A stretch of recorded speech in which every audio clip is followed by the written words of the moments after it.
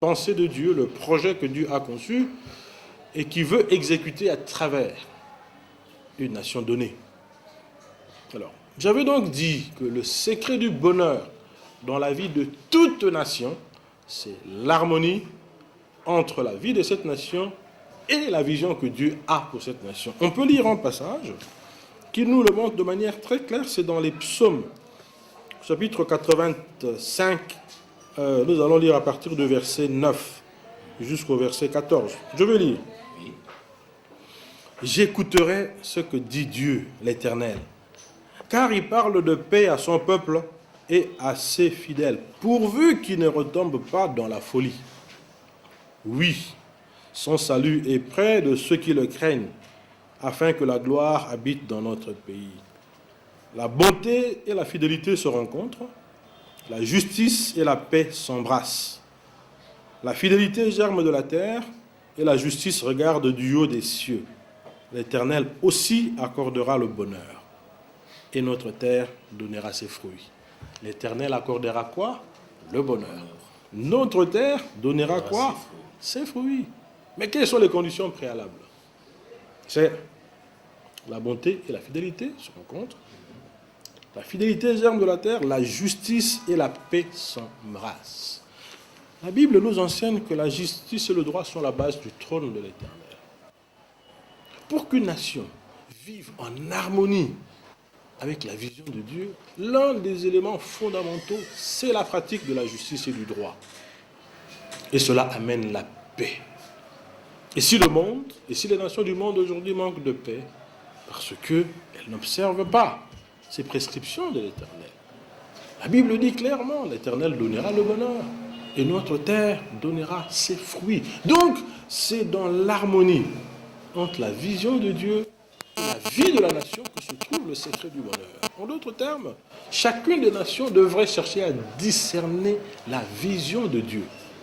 Il faut chercher à découvrir quelle est la raison de l'existence de notre nation.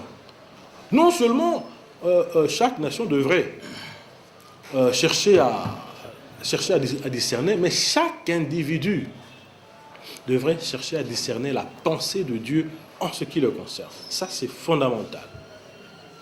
C'est quand même, ça sera quand même du nouveau pour nos téléspectateurs d'apprendre que le secret du bonheur d'une nation dépend de l'harmonie entre la vision de Dieu et pour cette nation. C'est comme si ça paraît comme un nouveau courant ou bien une nouvelle pensée. C'est quoi, frère Achille? Non, c'est pas une nouvelle pensée. C'est pas... Vous savez, la Bible, c'est la parole de vie. Hein? Nous qui sommes chrétiens, nous avons cette parole comme référence absolue. C'est-à-dire que nous puisons dans cette parole les repères de notre vie. Qu'est-ce qu'elle dit? Elle dit, quand le peuple n'a pas de vision, il est sans frein. Un peuple sans vision n'a pas de frein. C'est-à-dire quoi? Il ne saura pas où aller. Et il ira dans tous les sens. Ce sera quoi? Le désordre, le libertinage, ce que nous vivons dans les nations du monde aujourd'hui. Même certaines nations qui avaient été fondées sur la base des valeurs chrétiennes aujourd'hui et qui ont pu se procurer un niveau de vie relativement, je dirais, bon, par rapport aux autres, et qui ont renversé les valeurs sur base desquelles ces nations étaient bâties. C'est devenu des nations sans frein, qui autorisent n'importe quoi.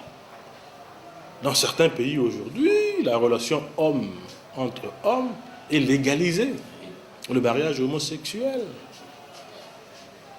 Voilà une nation, voilà les peuples qui sont en train de renverser les bases sur lesquelles la vie est bâtie.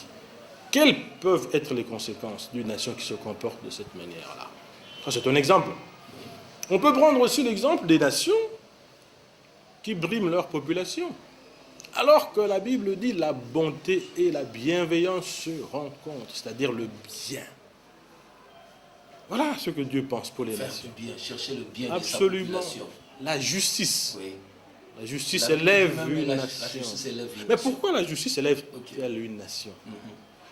La justice élève une nation pour la bonne et simple raison que les intérêts légitimes et les droits de chacun doivent être préservés. Et quand ces droits sont préservés, on voit la personne donner le meilleur d'elle-même. Dans une société où l'on fait des efforts pour que règne la justice, les gens s'expriment, développent le potentiel que Dieu a mis en eux. Et quand les gens développent le potentiel que Dieu a mis en eux, il en résulte l'élévation de la nation. Par contre, quand c'est l'injustice qui règne, la méchanceté règne, les gens sont opprimés, les gens ne s'expriment pas, ne développent pas le potentiel que Dieu a mis en eux, et la nation n'en profite pas. J'avais discuté un jour avec un ami, il me disait toujours, il n'avait pas la foi chrétienne encore à ce moment-là, mais il me disait toujours, ce que j'aime chez vous les chrétiens, que votre Bible contient des vérités incontournables. La Bible contient des vérités qu'on ne peut pas contourner. Et là, vous citez des principes qu'on ne peut pas contourner pour le bien-être d'une nation. Bien sûr que oui, mais je vous disais tout à l'heure que pour nous, la Bible est la référence absolue. C'est la parole de vie. Il est clair. En tout cas, je vous dis, c'est le livre qui explique le sens de la vie. Il explique également le sens de la mort. Donc c'est le livre qui apporte toutes les réponses aux questions que l'homme peut se poser. Donc votre ami avait parfaitement raison en disant que c'est le livre dans lequel il a trouvé les réponses. Mais quel serait votre avis, parce qu'il y a d'autres leaderships aussi qui considèrent les leaderships spirituels comme voulant tout spiritualiser, en passant le bien-être d'un pays à l'application de la vision de Dieu, par exemple, pour cette nation, pendant que eux, ils croient que la condition sine qua non pour le développement d'une nation, c'est la pratique des principes économiques, scientifiques. Mais ils pensent, ils croient aux principes scientifiques, économiques, pendant lesquels le leadership spirituel commence d'abord par des principes spirituels. Et ils vous critiquent en disant que les autres veulent tout spiritualiser. Quel est votre avis? Non, je crois plutôt que les gens ne comprennent peut-être pas la Bible dans son essence. La Bible, c'est un livre tout à fait pratique. Il n'est pas que spirituel. Il y a des recommandations de la vie pratique de chaque jour sur la manière de gérer les nations. Les principes de gouvernement des nations sont là. Et certains de ces principes sont consacrés dans les constitutions des nations. Il y a les principes du travail dans la Bible. Donc, non. C'est un livre qui s'applique dans la vie courante. Et tout n'est pas que spirituel dans la Bible. La Bible est un livre parfaitement pratique. Donc, d'ailleurs, la dernière fois, dans nos échanges, quand nous avons parlé de l'État, de la manière dont l'État doit être organisé, qu'est-ce qu'il y a de spirituel dans tout ça? On a vu les passages que nous avons développés, qui fondent les règles d'organisation de l'État moderne. La décentralisation sont des règles d'organisation de l'État moderne. Le principe de la justice, ce sont des règles qui fondent l'organisation des États modernes. Le principe de la séparation des pouvoirs, ce sont des principes qui sont tirés de la Bible et qui fondent l'organisation des États. Donc, il n'y a rien de spirituel. C'est plutôt concret et pratique. Et à ce point-là, vous avez parlé de la connaissance du territoire. J'aimerais qu'on revienne un peu sur la connaissance du territoire, parce que vous avez dit qu'il faudra que cette nation connaisse son territoire, connaisse ce pays. Et nous avons beaucoup de problèmes comme ça où les gens ne connaissent pas leur pays, ne connaissent pas leurs limites, ne connaissent pas leur héritage, ne connaissent pas ce que Dieu a mis en eux, tout ça. Qu'en dites-vous? Oui. En fait, nous avons vu ça dans Deutéronome au chapitre 1er. Je crois que c'était au verset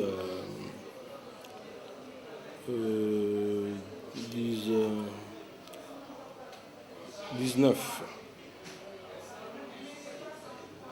En fait, c'est même... non, prenons le verset 22. Chapitre 1er, verset 22. C'est Moïse qui parle. Au verset 21, déjà, il dit, vois, l'Éternel, ton Dieu, met le pays devant toi. Il te donne ce pays, en fait. Comme te l'a dit l'Éternel, le Dieu de tes pères. Ne crains point et ne t'effraie point. Au verset 22, il dit, vous vous approchez tous de moi et vous dites, envoyons des hommes devant nous pour explorer le pays et pour nous faire un rapport sur le chemin par lequel nous y arriverons et sur les montagnes où nous passerons. Cet avis me parut bon, et je pris 12 hommes parmi vous, un homme par tribu. Ils partirent, traversèrent la montagne et arrivèrent jusqu'à la vallée d'Escol qu'ils explorèrent. Et ils firent un rapport. Ça, c'est le verset 25. Ils disent, c'est un bon pays. Quand Dieu vous donne un héritage, on le verra quand on va parler de l'héritage dans le plan de Dieu. Le second élément du plan de Dieu pour une nation, l'héritage. Il leur donne le territoire. La première chose, c'est la connaissance de ce territoire. Pour savoir quelles sont les ressources qu'il y a dans ce territoire. Parce que notre vie en dépend. La vie du peuple en dépend. La vie de la nation en dépend. Quelles sont les ressources? Quels sont les points forts? Quels sont les points faibles? Quelles sont les menaces qu'il y a tout autour de nous? Il faut savoir évaluer tout ça. Ça fait partie de la mise en application de la vision. Dieu a donné sa pensée, il vous a présenté, il vous a montré ce qu'il vous donne. C'est à vous maintenant d'en prendre possession. Alors, par rapport à ça, je dirais de manière globale qu'un continent comme le continent africain a un vrai problème de prise de possession de son héritage. On le verra quand on parlera du plan de Dieu pour la RDC. Très peu de Congolais connaissent leur pays. Très peu connaissent leur pays. Vous savez que beaucoup d'informations sur ce pays, on ne les trouve pas ici. Oui. On les trouve plutôt à l'étranger. Ah oui, on les trouve plutôt à l'étranger. On n'a pas encore pris connaissance du territoire que Dieu nous a donné. Ça, c'est un exemple seulement. Mais cette démarche, elle est capitale. La connaissance, la maîtrise du territoire que Dieu donne. C'est pour pouvoir en tirer le profit maximum dans le bon. C'est très important. Ok. Je voulais savoir un peu, sans l'application de la vision de Dieu, aujourd'hui, on parle du concept de mondialisation, on veut faire du monde un petit village. Est-ce que sans l'application de la vision de Dieu, pouvons-nous déduire qu'un pays court les risques de ne pas être compétitif dans ces grands marchés-là? Évidemment, la mondialisation est une notion économique. En fait, ça revient simplement à faire du monde entier un espace économique unifié, où les règles du marché sont les mêmes. Et c'est une notion, en fait, qui n'a pas été développée par toutes les nations. C'est certaines nations qui développent cette notion-là.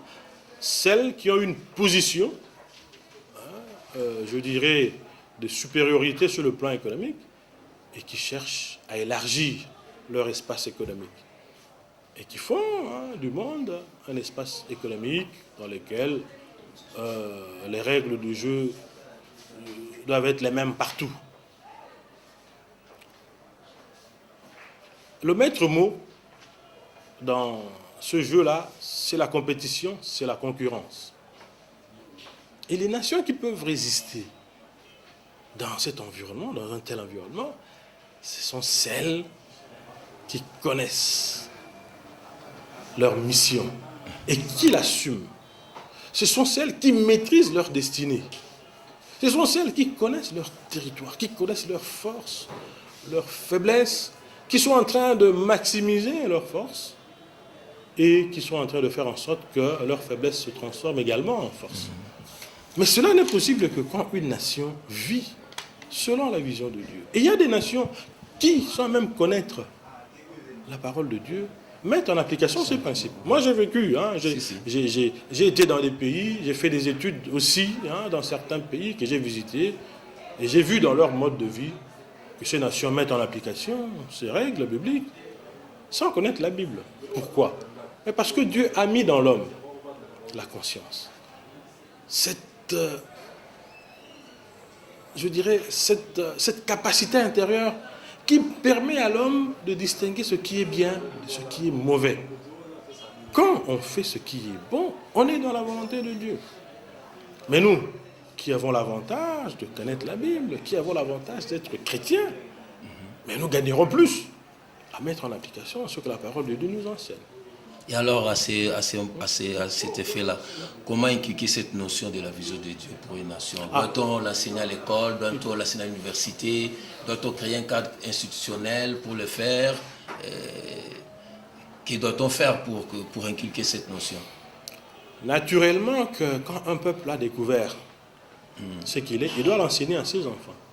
Vous savez, dans beaucoup de nations, quand un enfant naît, il est encore tout petit, on lui explique d'où vient sa nation, quelle est la vocation de sa nation. Donc l'enfant intériorise, l'enfant intègre ça dans sa vie. En grandissant, l'enfant se définit comme un membre de ce peuple-là, un membre de cette famille, un membre de cette nation. Il connaît la vocation de cette nation, il sait ce que lui doit faire quand il sera grand pour contribuer au développement de cette nation. Mais il faut l'enseigner. Pour un enfant, la première des choses qu'il faut faire, il faut enseigner. Donc, que ceux qui ont reçu de Dieu la connaissance de la vision divine sur leur nation, ceux-là ont la responsabilité de l'enseigner. Et je crois que cette émission que vous venez de lancer est une émission très bénéfique pour ce pays. Et personnellement, je vous encourage vraiment à persévérer dans cette voie. Il faut aider les nations en commençant par la nôtre à découvrir le plan de Dieu pour une nation. Les nations n'existent pas par hasard. Nous ne sommes pas des animaux, nous sommes des êtres humains, créés par Dieu avec une raison pour pouvoir accomplir des choses que Dieu attend de nous. Il en est de même pour les nations. Elles n'existent pas par hasard. Et donc, cette émission, c'est une émission d'enseignement, de formation, de sensibilisation. Vous devez vraiment mettre l'accent sur ces 3 points clés et faire ce travail. Jusqu'en évoluant, on arrivera à un moment donné à développer dans les détails le plan de Dieu pour la RDC. Et ce sera très bénéfique pour notre peuple. Et quelle est la place du temps dans l'application de la vision de Dieu? Oui. Y a-t-il un temps convenu? Oui, absolument. Absolument. Le temps est important. D'ailleurs, la Bible nous enseigne que Dieu a créé le monde en 6 jours. Et le 7e, qu'est-ce qu'il a fait? Il s'est reposé. Dieu fait chaque chose en son temps. Il a programmé toutes choses. Et donc, une nation qui connaît la vision de Dieu, c'est une nation qui travaille en fonction du temps, qui ne perd pas de temps. Le temps est précieux. Le temps, c'est la vie. Parce que si Dieu attend de vous que vous fassiez ceci aujourd'hui, quand vous ne l'avez pas fait, c'est vous qui perdez. Il est maître des temps, il est maître des circonstances, il est maître de l'histoire. Il a tout planifié. Et on doit faire chaque chose en son temps, selon que Dieu l'a prévu. Donc c'est une grave faiblesse dans les nations où le respect du temps n'est pas une valeur. Les nations qui avancent, ce sont celles qui accordent de l'importance au temps. Parce que le temps est un élément important. La mise en œuvre de la vision, c'est dans le temps. La vie d'une nation est une affaire de temps. Nous avons, par exemple, pour la RDC, accédé à l'indépendance en 60. En 70, on devait se situer à un niveau donné de développement. C'est ça. En 80, on devait atteindre notre niveau. En 90, ainsi de suite. Et faisons le bilan pour voir si nous avons bien utilisé le temps ou pas. Merci, chers téléspectateurs, pour votre attention à cette émission. Si vous avez des préoccupations, nos numéros sont au bas de votre petit écran. Vous pouvez nous faire des SMS. Nous voulons, avant de clore cette émission de ce soir, donner ces communiqués de la mission de la parole du dernier jour, moi avec Jésus, avec l'archibishop Laurent Katako, qui organise une grande conférence et il invite ainsi tout le monde de venir assister à cette conférence qui a pour thème la restauration dans les sacerdoces. Et cette conférence aura lieu à partir de ce jeudi 22 au samedi 24 septembre dans la salle de l'église Semode, derrière Imika. Et ça sera chaque jour précité de 9h à 14h. Et le samedi, ça sera la sortie de la Sainte Sacrificature, une vision que Dieu lui a accordée afin de restaurer les sacerdoces dans notre pays. Alors vous êtes invités, bien-aimés, d'assister à cette grande conférence, c'est jeudi à samedi, dans la scène de l'église Saint-Maud, avec l'archevêque Laurent Katako. Merci. Bien-aimés dans le Seigneur, nous sommes arrivés à la fin de notre émission de ce soir, mais avant d'éclore, nous donnons encore, si vous pouvez donner un petit mot pour nos téléspectateurs. Quel est votre mot d'aujourd'hui? Notre mot d'aujourd'hui, c'est simplement répéter notre phrase d'introduction, c'est que le secret du bonheur dans la vie d'une nation se trouve dans l'harmonie entre la vision de Dieu pour cette nation et la vie de cette nation. De même, le secret du bonheur dans la vie d'une personne, c'est dans l'harmonie entre la vision de Dieu pour cette personne et la vie de cette personne. Nous devons rechercher constamment la volonté de Dieu pour notre vie. Merci beaucoup, bien-aimés. Nous sommes arrivés à la fin de notre émission de ce soir. Nous remercions tous nos amis qui nous ont aidés pour la réalisation de cette émission. Et nous remercions surtout beaucoup nos partenaires du ministère Fonds Congolais pour l'Évangélisation mondiale, FOSEM, qui nous soutient. Et nous appelons aussi à vous, chers téléspectateurs, si vous voulez aussi rejoindre ces partenaires pour notre soutien, vous pouvez nous voir ou bien nous appeler au numéro affiché au bas de votre petit écran. Nous remercions toute l'équipe technique de notre frère King, composé de King, Belotti, Ras, et nous remercions aussi le prince Vavaï. Nous saluons aussi le président Thomas Kitombo qui nous a permis aussi que cette émission ait lieu. Et prochainement, nous allons nous retrouver mardi et je crois que nous allons parler de l'héritage de Dieu pour une nation. Si l'équipe coordinatrice de l'émission Plan de Dieu sera d'accord avec moi. Jeudi, vous aurez la rediffusion de cette émission d'aujourd'hui à 8h50. Merci, portez-vous bien.